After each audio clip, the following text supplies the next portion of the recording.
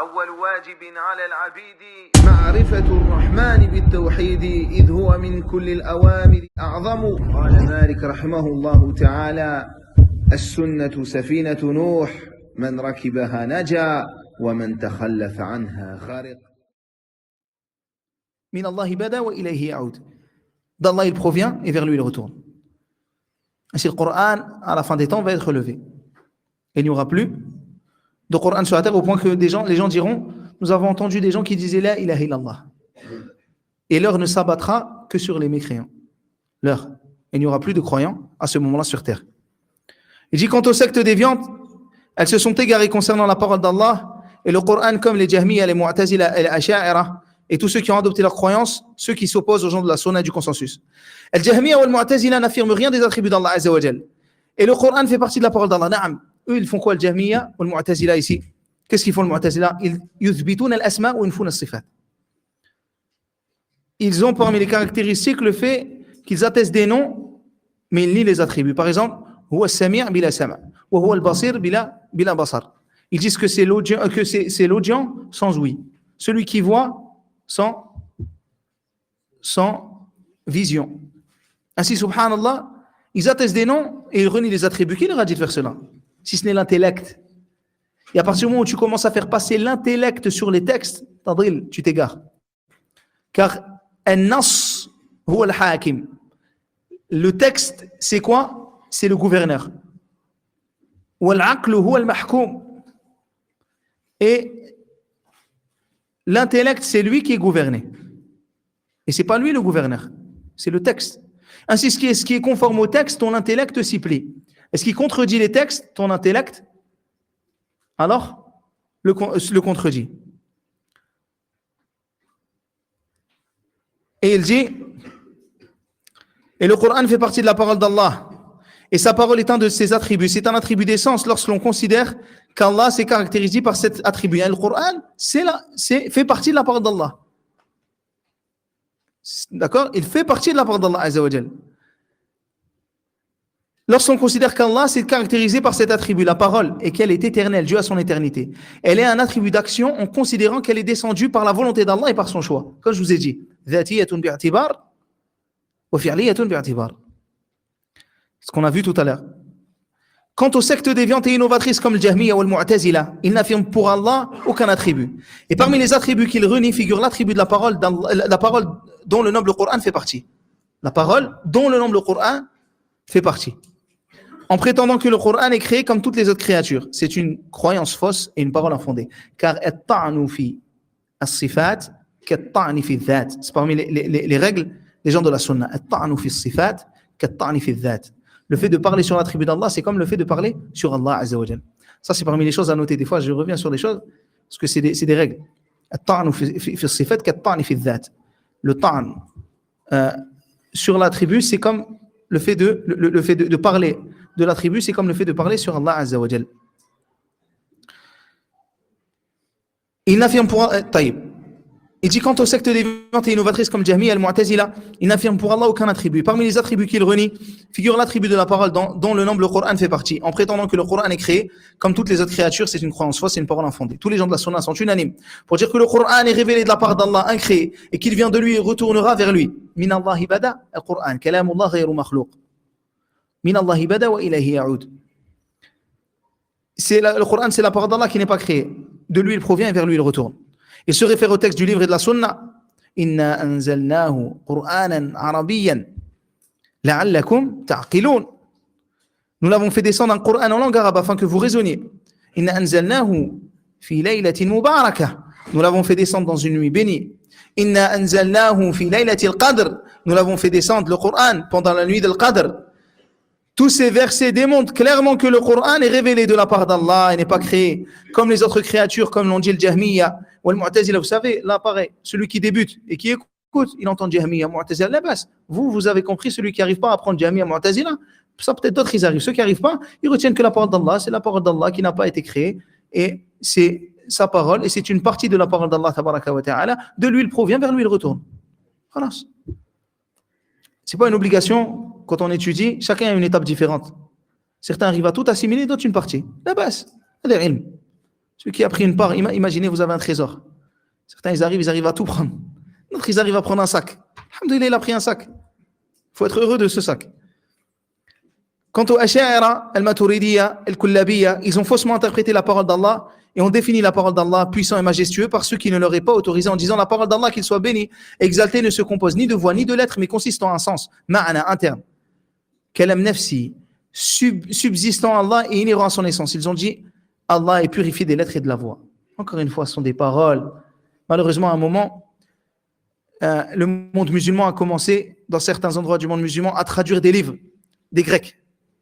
Et les musulmans, ils ont toujours été un phare de science, quelles que soient les sciences. Les mathématiques, l'astronomie, ce sont les musulmans qui ont, par exemple, qui sont la base des chiffres arabes que vous connaissez et des lettres arabes. C'est quoi les lettres arabes? C'est quoi les lettres arabes?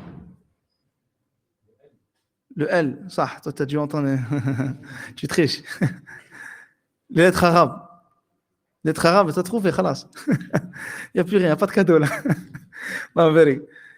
Comme par exemple les lettres avec lesquelles on écrit maintenant.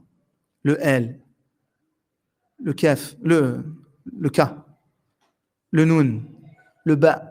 Toutes ces lettres-là, regardez le L et le Lem. Le Nun et le N. Le Kaf et le Kaf, le K. Les musulmans, lorsqu'ils étaient en Andalousie, ils ont envoyé des émissaires d'Europe. Lorsqu'ils sont en Andalousie, ils recevaient des émissaires d'Europe, parmi les rois chrétiens. Et ils envoyaient des émissaires vers les musulmans afin d'apprendre à écrire et à compter. Et ce sont les musulmans qui ont appris aux Français à écrire et à compter. C'est dans l'histoire. Il n'y a aucun Français en France qui ne parle ou ne compte sans que ça vienne des Arabes. La preuve à ça, c'est que l'écriture arabe, elle est antérieure à l'écriture. La preuve historique, sans parler des... Non, parce que religieux, ils peuvent vous dire non, religieux, c'est vous qui dites ça. La preuve historique. Les lettres arabes, elles sont antérieures aux lettres européennes. Et pourtant, subhanallah, regardez les similitudes qu'il y a. Et c'est connu, c'est des faits historiques. Et d'ailleurs, à l'époque, en France, les juifs et les chrétiens, ils s'habillaient comme nous. Les femmes chrétiennes, elles s'habillaient comme les musulmanes.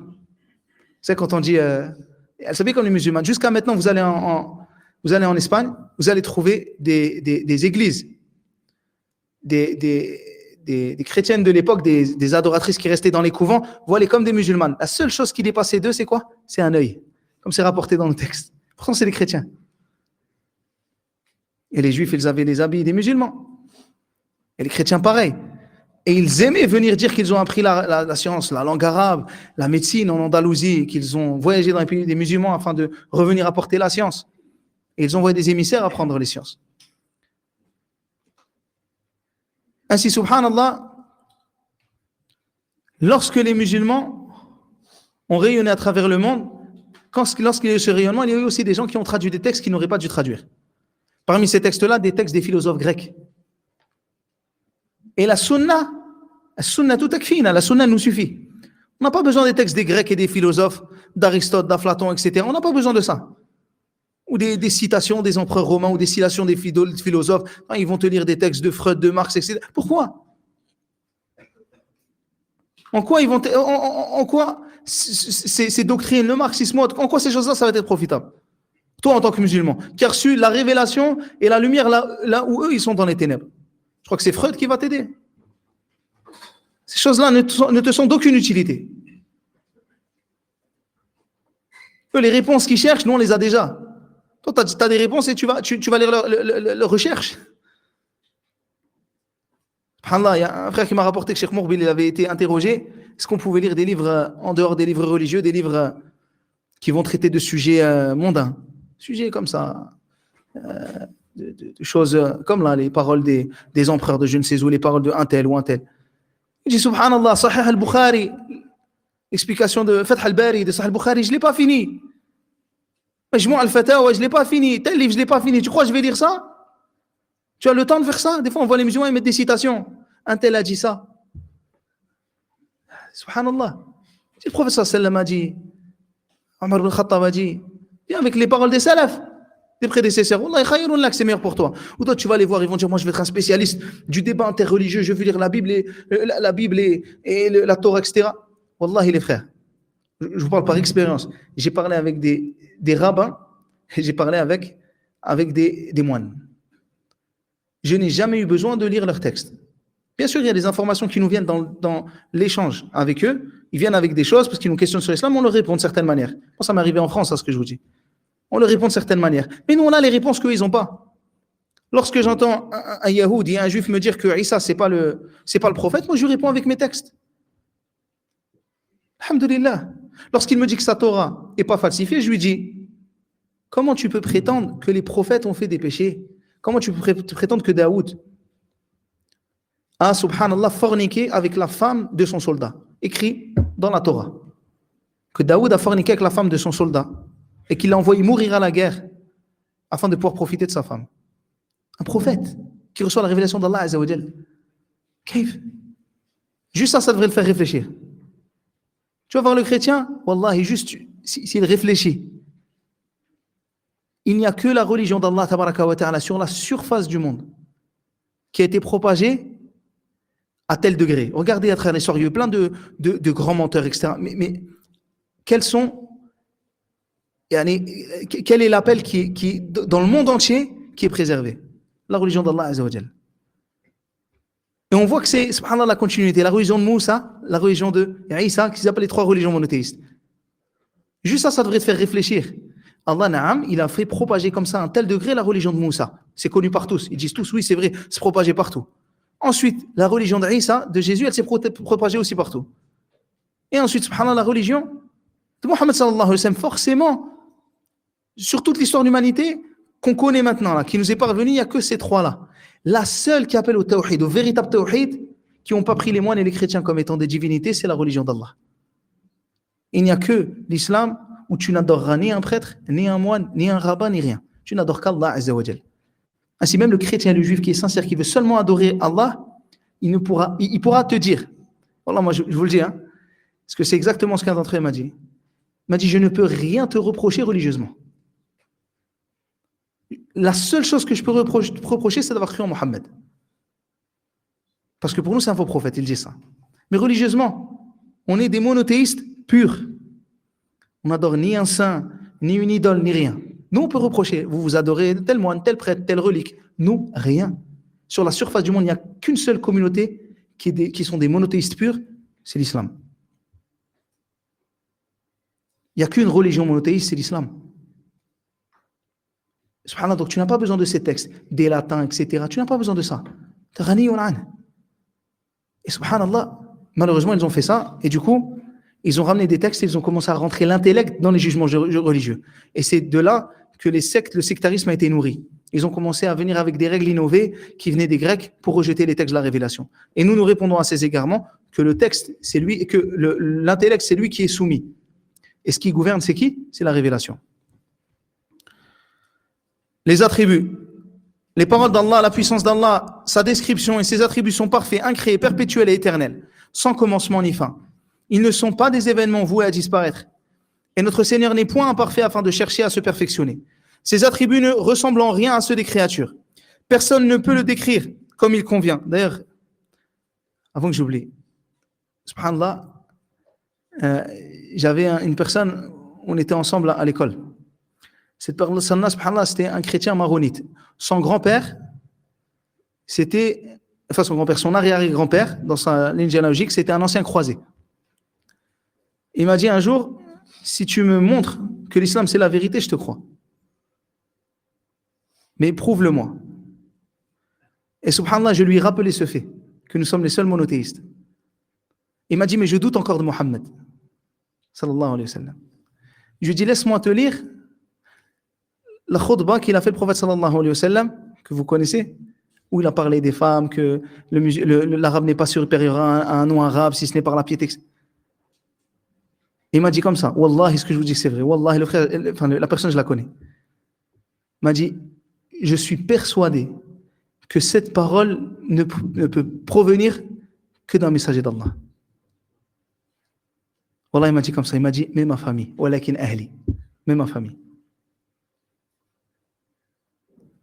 Mais utilisez vos textes afin de leur montrer la vérité. Vous n'avez pas besoin d'utiliser les leurs ou de rentrer dans des débats, etc., des débats sans queue ni tête. Utilisez vos textes.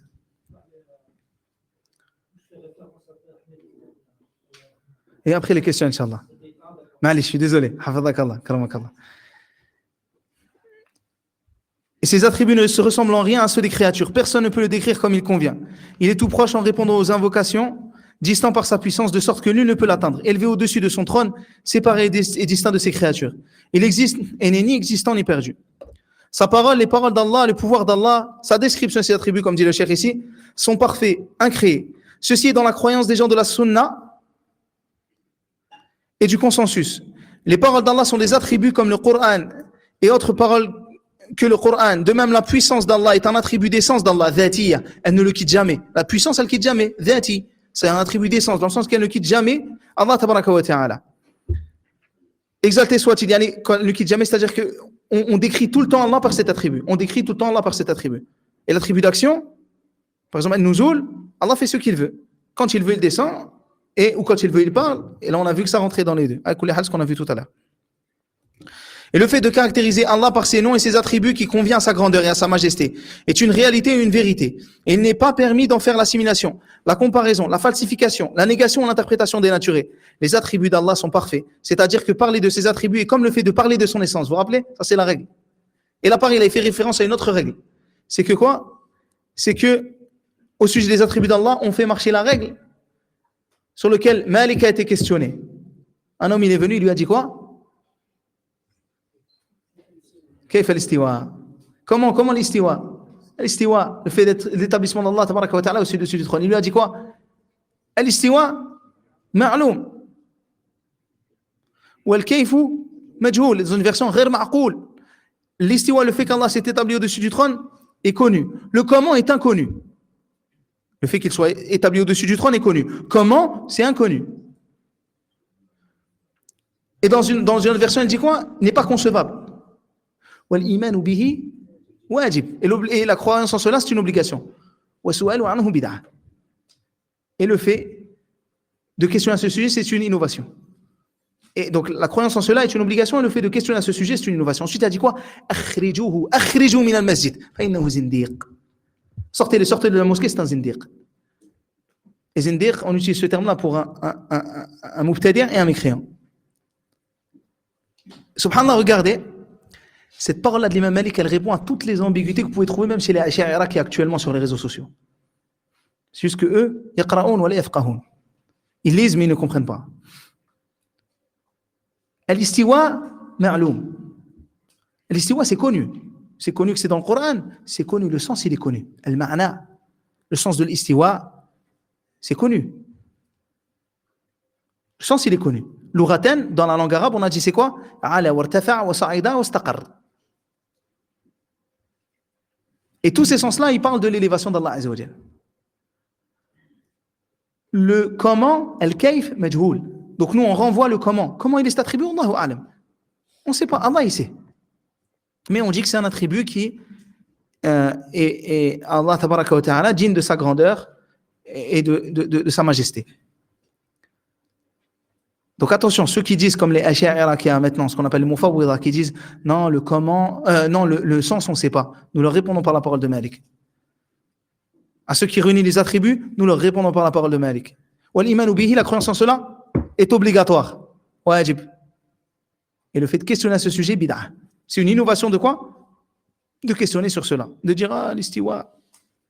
Si questionner, allez, pas seulement questionner pour comprendre l'essence, mais quoi pour polémiquer. Et il dit, de même, les attributs d'Allah sont tous des attributs de perfection et ne sont pas semblables à ceux des créatures. Donc ça aussi, c'est une règle. Regardez, les règles qu'on a vues. Le fait de parler sur un attribut d'Allah, c'est comme parler sur Allah. Les attributs d'Allah, ce sont tous des attributs de perfection. Les noms d'Allah, ce sont tous des noms au summum de la beauté. Les attributs de perfection, les attributs d'Allah ne sont pas semblables à ceux des créatures. Et là, ce ressemblance en eux n'existe que dans le qadr al-mushtarak fil ma'na. La ressemblance entre eux n'existe que dans l'origine du sens. Yani le fait que le sens il soit similaire au niveau linguistique. Mais par exemple, en arabe, tu vas dire yadul insan, la main de l'être humain. Tu vas dire yadou, par exemple, al-walad. مثلا yadul jad ou yadul walad. Tu vas dire la main de quoi? Du grand-père et la main de l'enfant. Est-ce que la main du grand-père, déjà, elle est semblable à celle de l'enfant? Là. Ensuite, maintenant, tu prends la main, il y a toujours yadou dajaja, la patte du poulet, qu'on va appeler yad, et la main d'une personne. Est-ce que les deux sont semblables? Est-ce que toi, tu as des pattes de poulet comme ça? Là. S'il y en a un, et là, qu'Allah le guérisse. Donc là, subhanallah, on voit bien qu'il y a le même nom, mais le sens, c'est pas le même. Ou plutôt le mot, non, le mot c'est le même, mais la finalité, c'est pas la même. Le kayf, le comment, c'est pas le même. La ressemblance entre eux n'existe que dans l'origine du sens, dans le terme seulement. Ainsi, le terme utilisé par l'attribut d'Allah peut être le même que l'attribut de la créature. Regardez, mais l'attribut de celle-ci convient à son état, tandis que l'attribut d'Allah convient à sa majesté, comme la vue et l'ouïe, par exemple. Allah s'est nommé lui-même par l'audient et le clairvoyant. Et l'ouïe et la vue sont parmi ses attributs. Et Allah a nommé l'homme par l'entendant et le voyant dans sa parole. Inna khalaqana al-insana min nutfatin amshajin nabtalihi faj'alnahu sami'an basira. En effet, nous avons créé l'homme d'une goutte de sperme mélangée aux composantes diverses pour le mettre à l'épreuve. C'est pourquoi nous l'avons fait entendant et voyant. Donc la ressemblance n'existe que dans l'origine du sens. Non, tu compares Allah tabaraka wa ta'ala avec un être humain vil qui est né d'une eau vile, qui sort ici, quand je dis vil, il y a qui sort de l'être humain par ses parties intimes. Et subhanallah, tu ne peux pas comparer cet être humain créé qui est faible avec la grandeur d'Allah tabaraka wa ta'ala et sa majesté. Donc la ressemblance n'existe que dans le mot et dans l'origine du sens, dans le terme utilisé. Mais dans la réalité, par exemple, le visage d'Allah, qu'est-ce qu'on dit le visage d'Allah? On dit le visage d'Allah, c'est connu. Regardez, je vous fais l'exemple avec ça. Le visage d'Allah, c'est connu. Le sens, c'est le visage. Le comment est inconnu. On ne sait pas comment est le visage d'Allah. La fois que Allah Azza wa Jalla a un visage, c'est quoi? Wajib. Et le questionner à ce sujet, innovation. Et celui qui contredit cela, on l'a utilisé à part de Malik surtout. Subhanallah, je vous ai dit, subhanallah, une fois, je me rappelle d'un frère, je leur avais enseigné dans ma mosquée des cours d'Aqida. Il m'a regardé comme ça, il m'a fait, je comprends pas. Je lui ai dit quoi? Il m'a dit, ils ont le même livre que nous. Je ne comprends pas pourquoi. Comment ça se fait qu'ils n'arrivent pas à la même finalité? Subhanallah, tu donnes à la même femme la même farine et elle ne te sort pas le même pain. C'est pas normal. Si les mêmes ingrédients c'est les mêmes, la technique c'est la même, normalement c'est de la kasra. Donc la ressemblance n'existe que dans l'origine du sens et dans le terme seulement. Mais dans la réalité, le comment des attributs d'Allah convient à sa majesté, à sa grandeur, et les attributs des créatures conviennent à leur état. Il n'est pas permis de dire qu'ils sont créés, les attributs d'Allah, tels que les autres créatures comme le Jahmiya et les Mu'tazila qui ont dit que la parole d'Allah est créée. L'auteur a dit perpétuel et éternel, sans commencement ni fin. C'est-à-dire qu'ils sont perpétuels et éternels, conformément à l'éternité d'Allah, tabaraka wa ta'ala. Car ils sont ses attributs, et Allah se caractérise de toute éternité, et pour toujours par les attributs d'essence et les attributs d'action. Quant à ces attributs d'essence, ils sont inséparables d'Allah, qui est toujours caractérisé par ceci. Ça aussi, c'est des règles. Ça, c'est des règles dans les asma wa sifat. Et non les attributs d'Allah. Ça fait partie du fiqh, qui est parmi les plus importants de la aqida. Et vous êtes touchés par ça sur les réseaux sociaux à l'heure actuelle en France. Sachez-le. Je sais que ça peut être dur pour certains, mais sachez que beaucoup des gens de l'innovation, contre qui on met en garde, c'est parce qu'il y a un problème au niveau de la aqida. Ils ne sont pas sur ce sur quoi disait Malik, ou Shafi'i ou Ahmed. Ils ne sont pas sur cela. Ils sont sur une autre croyance. La croyance des Asha'ira, tels que Nadir et Alain Ali, etc. et les autres parmi les Arigari que vous pouvez trouver sur les réseaux sociaux. L'auteur dit perpétuel et éternel sans commencement ni fin, c'est-à-dire qu'ils sont perpétuels et éternels conformément à l'éternité d'Allah, car ils sont ses attributs et Allah se caractérise de toute éternité pour toujours par les attributs d'essence et les attributs d'action. Quant à ces attributs d'essence, ils sont inséparables d'Allah, qui est toujours caractérisé par ceci. Quant à ces attributs d'action, comme l'istiwa, al-Madi, le fait de venir, la colère et autres, ils dépendent de la volonté d'Allah Azza wa Jal. Sifatun al-Madi, la venue. Waja rabbuka. C'est un attribut de quoi? D'action. Ils dépendent de la volonté d'Allah Azza wa Jal, son choix. Insha'Allah. S'il veut, il vient. Allah se caractérise. Hein? Allah se caractérise. T'avais pas un cours, toi? C'est demain? Tu veux le faire? طيب. Ils ne se caractérisent pas par ceci. Nous croyons avec tout cela qu'ils sont des attributs de perfection. Et tout attribut d'action est un attribut d'essence. Et sa parole, ils ne sont pas des événements, signifie qu'ils ne sont pas créés. C'est-à-dire que les gens n'ont pas attribué à Allah, leur Seigneur, ces attributs alors qu'ils n'étaient pas caractérisés par ceci auparavant. Ce pas des attributs qui sont créés au fur et à mesure. Mais Allah Azza wa Jal possédait déjà ces attributs. Il possède certainement la perfection absolue dans son essence, ses noms et ses attributs. Subhanallah, ça c'est parmi aussi les règles.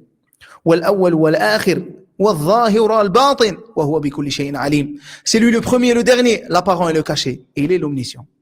Ces attributs ne peuvent pas disparaître. Signifie qu'ils ne cessent jamais et n'ont pas de fin. Et sa parole et notre Seigneur n'est point imparfait. Signifie qu'Allah n'est pas imparfait avant que les serviteurs ne le caractérisent par ses attributs. Au contraire, il possède toujours la perfection absolue dans son essence, ses noms et ses attributs.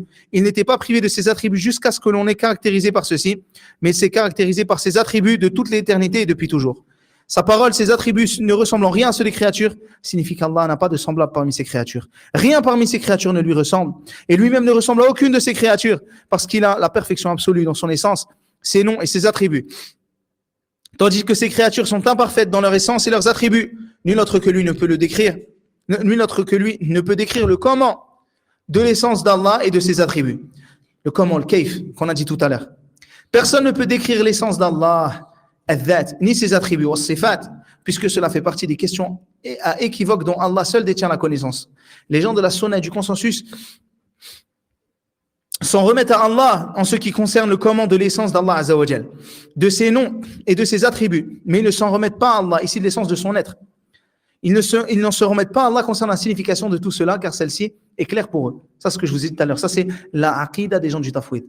Le fait de dire que le sens, il est connu d'Allah et que toi, tu ne connais pas le sens. Ça, c'est la aqida des gens du tafwid. Et ça, c'est la aqida qui a été propagée en France par certains instituts comme le Maziri et Nadir, etc., et les Ash'a'ira de France.